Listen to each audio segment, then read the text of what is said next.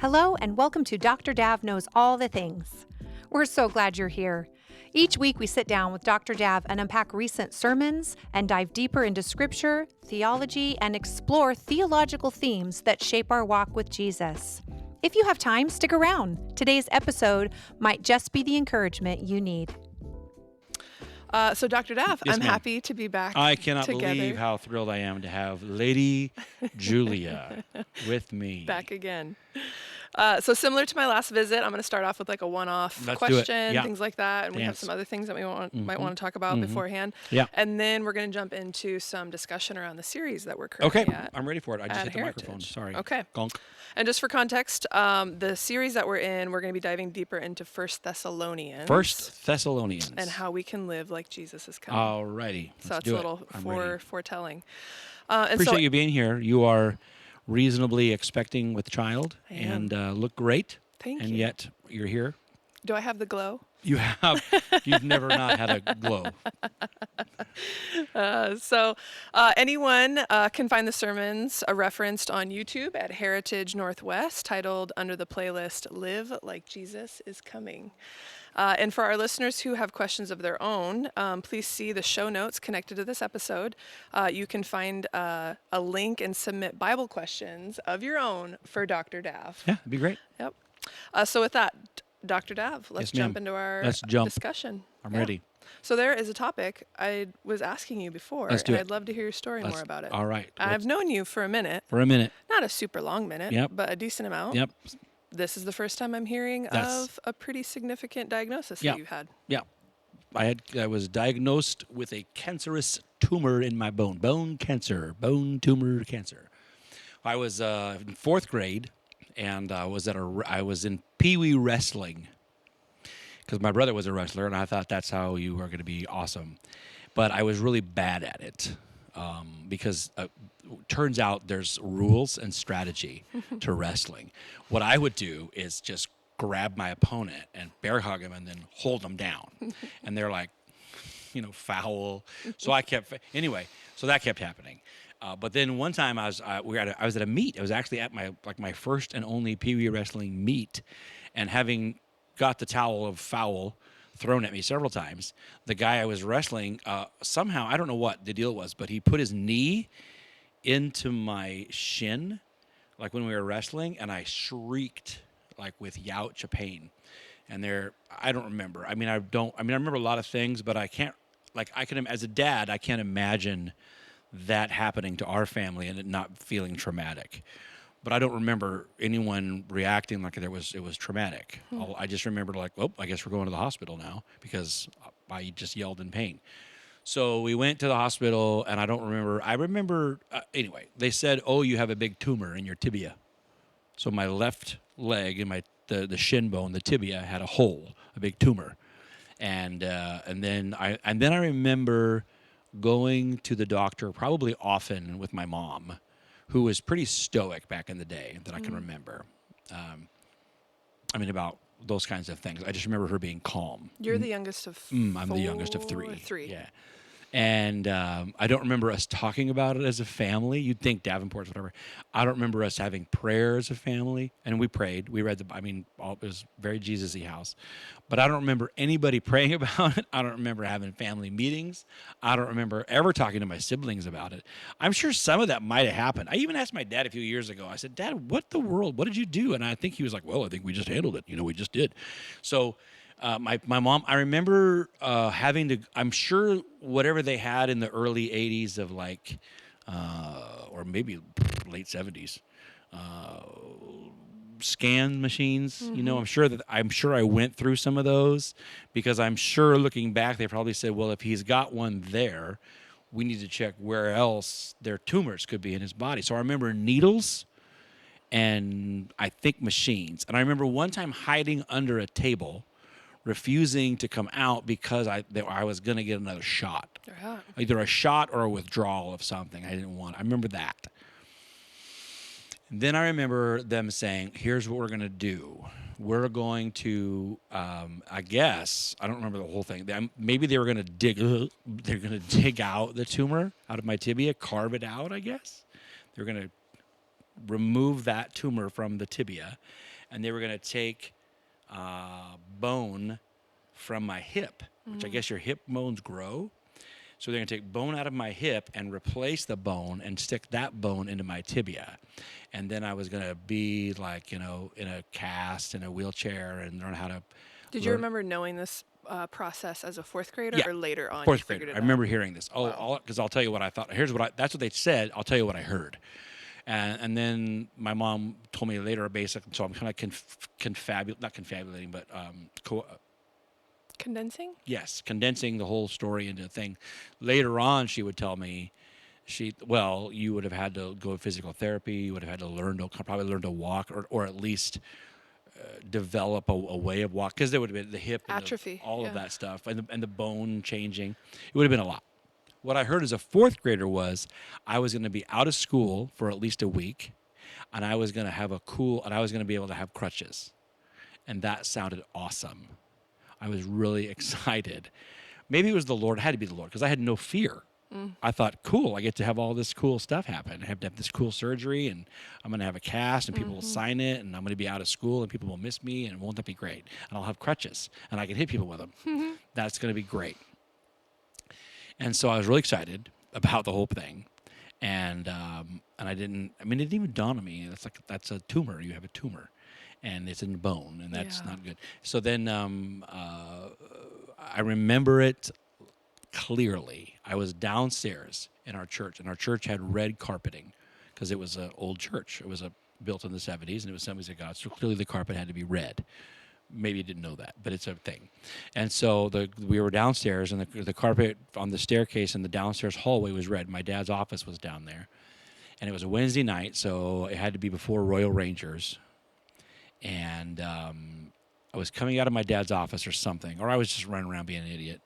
And I mean, there was a big, huge. You could see by that time there was a discolored, bruising type of appearance out even on my skin. It was a rough looking thing.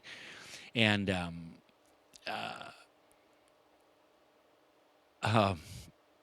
Chuck Ness has I think it's either his mom or his aunt. Now I want to say it's his mom, but I could be wrong. Or it could be his aunt. But Chuck Ness, who attends our church, who's 89. I think it's his mom. Her name was Olga Ness. And he can correct me the relationship, but I feel like it was a mom or an aunt, one of the two. And Olga Ness worked in the nursery all the time. She was the nursery lady. And she was or she would go downstairs for the preschool room on Wednesdays. And she had super curly hair, and she was the ultimate church lady, like always a dress, always up to here with your neck, and probably always very modest or muted color. And sweet, but sans any makeup. She was very old school holiness, sweet Holy Ghost lady. And I'm not even sure. I don't think she had any kind of an accent with Olga, but she was whatever. She was probably second generation something, whatever they were, Olga. And I remember her leaning her head, because we had the half doors like we do out here. And she leaned her head out the half door of the preschool room next to, and I could see her doing it right now. I can see her face.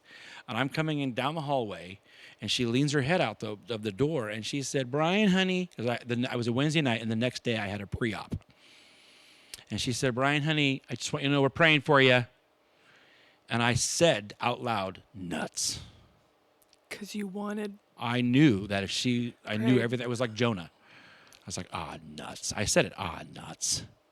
And sure enough, we go Thursday to pre-op, and they take one more x-ray, and the tumor has shrunken almost all the way gone, and with no explanation. And I was like, doggone it, Olga.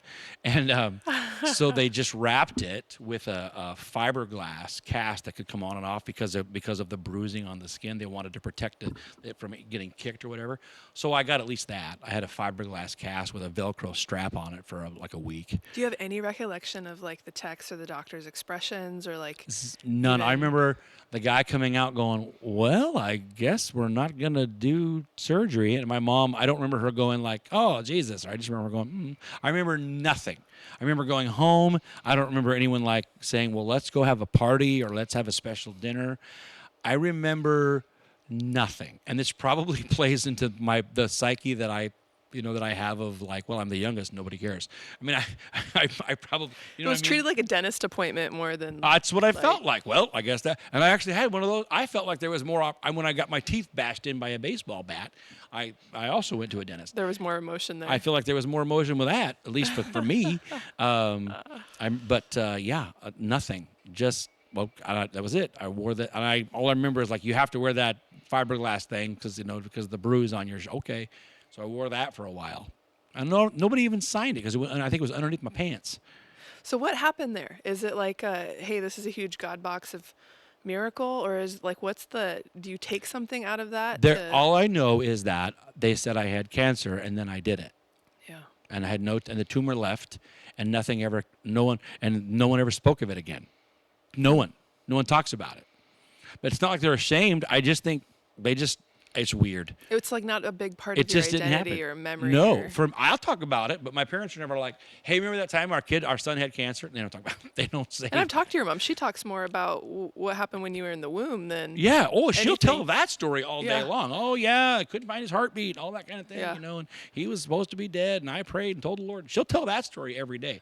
She doesn't remember leading me to Jesus or talking to me, praying me through the salvation prayer. Doesn't remember that day at all. No one talks about the tumor. But yeah, wow. But since that day though, I have always just had absolute confidence. I mean, I would tell people, look, it's too late for me. You can't tell me Jesus isn't the healer. It's too late. Yeah, because it was woven into your story before you even got to high school. I didn't even have it was a fact. Yeah.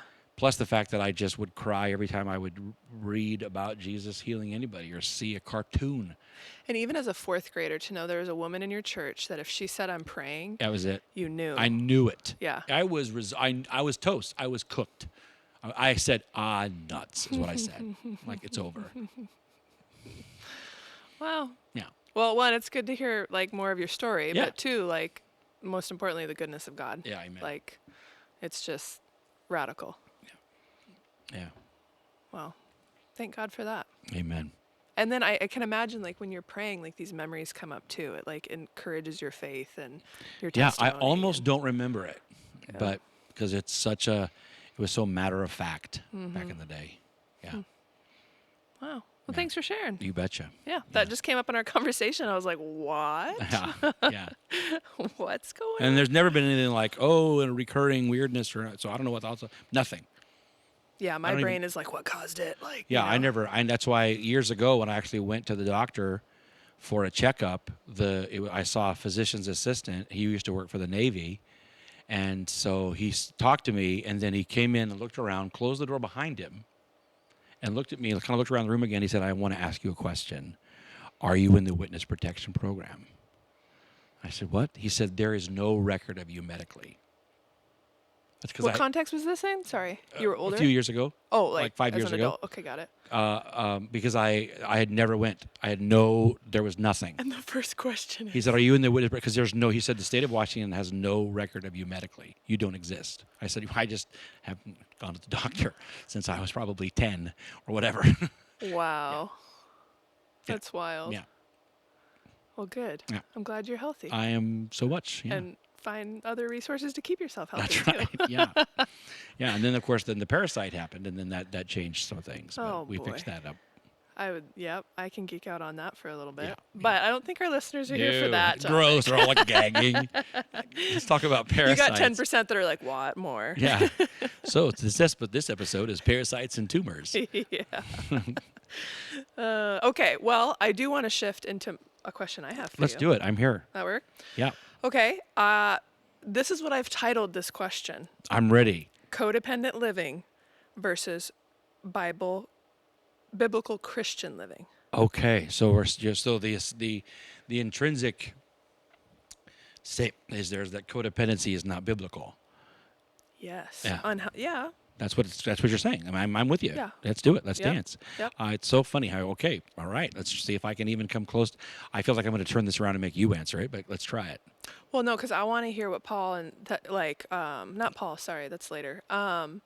Biblical understanding of servant and motivation under Jesus' love. Okay, let's try it. Let's try it. That's where I know you're gonna. Let's give it a shot. Okay, so the kind of what started this for me was Well, it's a huge part of my story. It's a huge part of the people that I work with. But uniquely for this, thinking about ministry and burnout in ministry. And our whole audience needs to be reminded that you are a mental health professional. I am a mental health professional, yes. So I regularly deal with human suffering and just soul care is how I would describe it. Yeah, so good. I like that phrase. Yeah. Not the suffering part, the soul care part. Soul care is the best kind of umbrella that I've been like able that. to You do a good job. shepherd over pain. So the burnout, because so many times when I work with Christian clients or when I've been in ministry and worked with folks, there is this like tension between like we're called to serve, we're called to be Christ-like, we're called to do these things. But from my own experience and the things that I've walked through, there's this motive that can be tweaked. Okay. Whereas in codependency, it's this like I have to in a way that it's fulfilling an identity for me. Okay. I don't have permission to have boundaries in this. Wow. I need to be used up for the Lord. A lot of Lord use me, but in a way that it's like there's just something off about it that it's taken me a while. It's more like it's like an art, like you can feel it in meeting with someone, but putting it into words necessarily sometimes falls short. It's like a feeling you get where there's like this desperation to be filled by this act of service.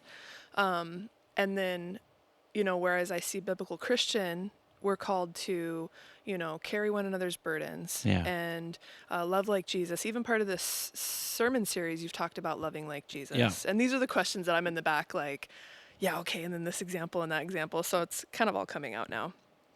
And so I guess the question is, how do you see the difference? So I tried to kind of explain a little bit more about like how I see codependency. Yeah.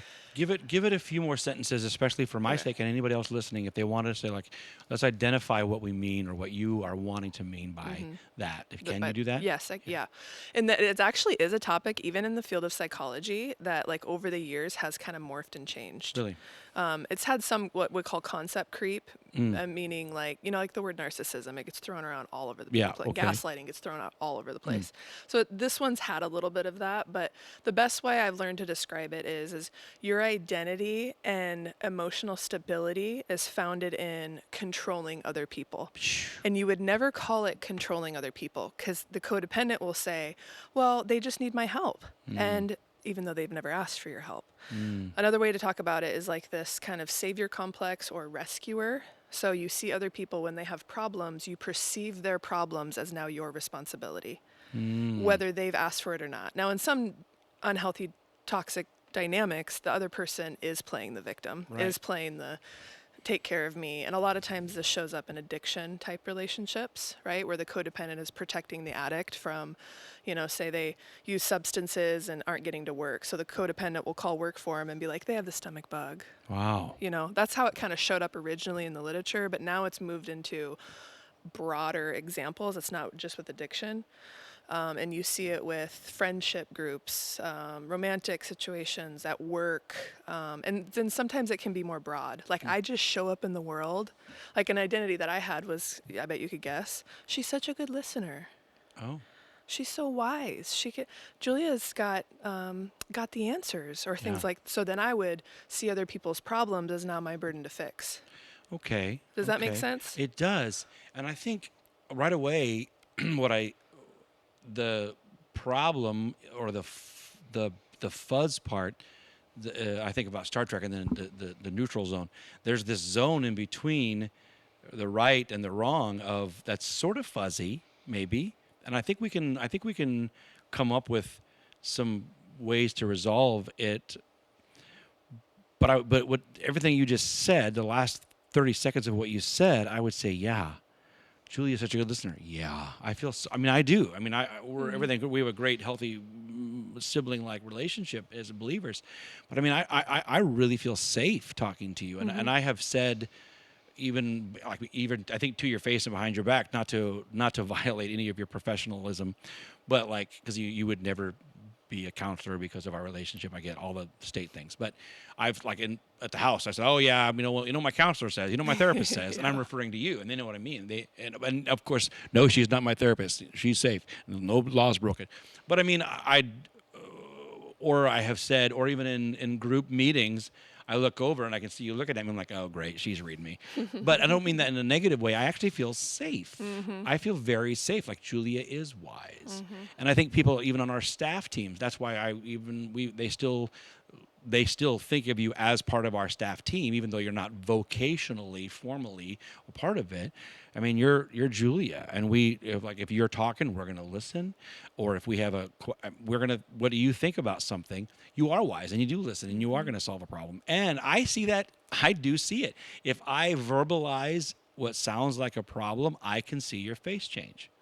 Like you, not like you are obligated, but I think that because you care.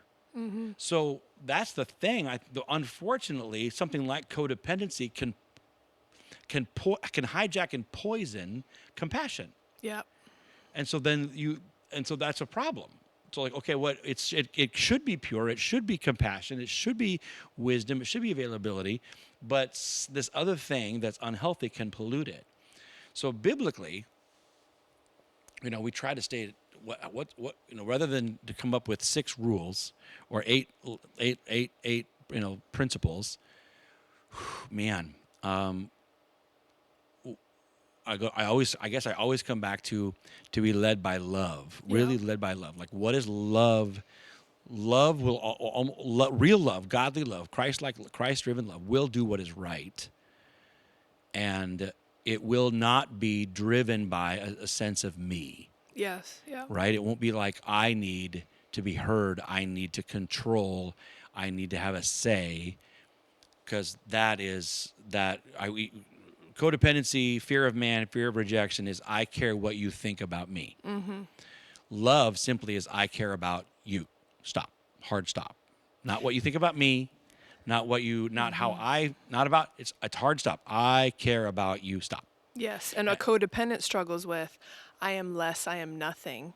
Kind of like there's this idea of like, I've put my family, I see this in a lot of situations when I work with ministers or people who have been in the ministry. There can be this culture of my family comes last or less because I am less than, and I need to put this family who's going through a divorce or this, like, that just keeps happening, that service, that burnout, that keeps going on. And I have such compassion for it, but it's like, when I think about Jesus walking this earth and how he navigated that, I'm like, there's something off here. Like, that's not love. That what they're talking about isn't love. It's something else. It's something that might dress like love or try to talk like love, but love will not. Christ-driven love, when we even going through Corinthians 13, it just doesn't do that. It's not self-seeking. It's not boasting. It's patient and it's kind, but it will not. The love of Christ compels me, and we're motivated by the love of Christ, but it's the love of Christ, and so it really is not about me. And I really believe that there's a difference, and I think there's between that thing that is poisoned by fear and insecurity and pride are the same cocktail. And that fear, that insecurity, pride thing is just gross, and you can't fix it by feeding it. It has to die. You can't. If someone's insecure, you can't praise them out of it. You can't compliment them out of it. You're just feeding that monster. That thing is not healthy. It has to die. And so, but you're right. I mean, there are people in vocational ministry who will probably believe that doing vocational ministry is going to fix that hole of insecurity, pride, codependency. And so they do crazy things. But you're right, what happens is they end up losing valuable relationships. They end up sacrificing their own health or their own family and then thinking that they're a hero. And then what often happens is someone comes in to understand them better. And so they transgress morally, right? Or they end up becoming a massive abuser of their staff. Yeah. They become a tyrant. And but it's all the same poison. So as far as how to fix it, I would start with, okay, let's look at repent of everything. I mean, that sounds whatever. But like for me, I think it's just love. What is love requiring me to do? And that starts with Jesus. So I love him first. And so I'm obeying him. And if that gives me the capacity to say, I I don't need to control that. I don't need to be involved in that. They haven't asked me. No one's asked me. The Lord, it's not a direct, there's no grace for, I told people the quiet life means I don't try to take responsibility or exert control over that which I should not or cannot control. And if there's not because if there's not a grace for it, it's going to feel anxious, frustrating, agitated. And so you withdraw from that. And I guess the risk for the codependent person or whatever, or the insecure person, is they're going to feel like, oh no, I'll feel less meaningful and valuable if I'm not fixing a thing. Yep. Try that. Try to just feel like your meaning and your value is found in loving obedience to Jesus and in humble responsibility for exactly what you're responsible for. And so I don't know if there's a list of things, but I really do think that the simple things will solve it. Something simple as really just dealing with what is love really requiring you to do. And do you love yourself? Do you need men's praise? Or do you love the Lord and love people? I know for me that was a real key for getting over my fear of man and fear of rejection, was when I really was like weeping and asking the Lord, why am I so afraid of people? Why am I so afraid of what they think? And I rarely have like visions. And he took me down a hall. I saw a vision. I walked down a hallway and I saw a pedestal, a table, and there was an ebony statue that was carved in the shape of like a person, and I knew instantly what that meant. And I heard it it was a man. And I heard, and it was pretty harsh for I mean, it was real. It was like the voice of my own dad when he would be strict with me. He said, "You fear men's rejection because you love men's praise. You're the idol." And I was like, that was hard. I wept for an hour, but it freed me. It's like, well, that's the problem. It's not that I'm afraid of what they think. It's because I crave their praise. Yeah. Blech. That kind of Blech. stuff, like that kind of interaction with the Lord to me is like so trust building and so like he loves me. You know, I think it's in Hebrews, it talks about the discipline of the son and the love. Like Right at the end that of is a 12 good there, father. Yeah. Like that is a good God. Because Yeah. even though it was hurtful or things like that would have, could you imagine with the level of responsibility and the role that you have now, if that was not taken care of or addressed, like the ripple effects of all of that it could have been devastating. Yeah. And It so was. it's Yeah. the love of the Lord. And similarly, like when I was struggling with these things, really what I'm hearing you say is what I've come through a process of as well is know your source, Yeah. right? Your Yes. identity, know your source, and then to be able to articulate your values. You said it perverts compassion. Yeah. Whereas how I explained it is like a lot of times codependent behavior comes out of guilt, obligation, fear. Like these feelings come up. It's like, well, I have to because they can't figure it out themselves, or I have to because else I'll let them down, or you know, in a church setting, I have to because else they'll see Jesus in a bad light.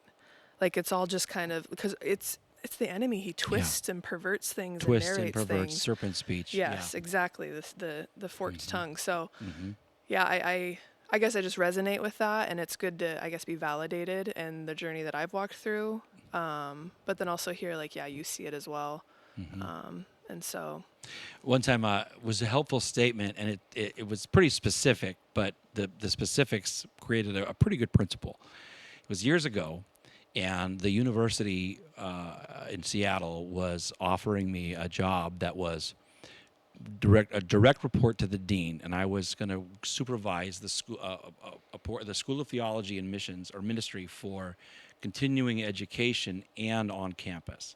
So it was overseeing online distance education and I would work with the School of Ministry here, and then I would report directly to the dean of both for the whole thing. So I was going to work with the. It was kind of a big deal. And I didn't realize it. But they're like, "Oh, this is a big deal." So I had this interview, and I was talking with them, and then they said to me, "Oh, wow, look, this is really good." The assistant superintendent said, "Hey, Dav, they're going to let you write your own ticket. No one ever does this. This is a big deal." ticket as in like salary or like Like curriculum? however you want. Like really honestly, my schedule was mine because of the kids. They're like, "Oh, you can come in the afternoons, and here's your office, and you can kind of determine your own schedule." And Wow. it was wide open. And then the other dean the main dean said, look, I'm going to take a reduction in salary so that they can pay you more, and all this stuff. It was like, favor, ha, ha, ha. Yeah. And I remember saying to the assistant superintendent, I said something that sounded like, oh, man, I just don't know if this is the right time. I don't think I can leave my church. And he said, and it wasn't wrong. I mean, it was not accurate at the time, but but it was truth. I mean, I did need to stay, but he said, Dav, Jesus has had the church for a while, and he'll do fine without you. And I was like, oh, basically, it's like Jesus loves you and will use you, but it's his church, and he'll take care of it. And that really helped me. Oh, it's his church, and he'll take care of it. It's not about, and not that I thought it was about me, but that sense, that unhealthy, oh man, what are they gonna do without me? Because I can't think it was super ego. I hope it was just misplaced sense of responsibility. But either way, it helped. I was like, oh, okay, that's his church then. Right. They'll do fine. And that's what I appreciate about what you're saying is like, there's gray in this. Like Yeah. there is a lot of context in this. There's a lot of like, it's not this black or white and you're like, I can't give you like an 8-step thing. Right. Like, I think that's wisdom, because on a topic like this, there is so many layers and nuances to it. And I think, and I believe, and I trust that's where the wisdom of the Lord comes in. Wisdom has to And come in like grace. that. There's times where I'm like, I did that thing definitely out of some insecure things. And you look back and the Lord's not like, oh my gosh, you know, it's like, he still redeemed it. Yes. He still used. He still loves you. Yes. He helped people. yeah. It's not this, one perfect kind of thing. So, well, thank you. Cheers. I know I always have some fun psychobabble things to bring in. No, we don't. That's the last thing. It's always good. You have great things. That's a wrap on another insightful episode with Dr. Dav. If today's conversation was meaningful, would you share it with a friend and help spread the word? For more information about Heritage, visit our website at heritagenw.org. Grace and peace to you in the mighty name of Jesus.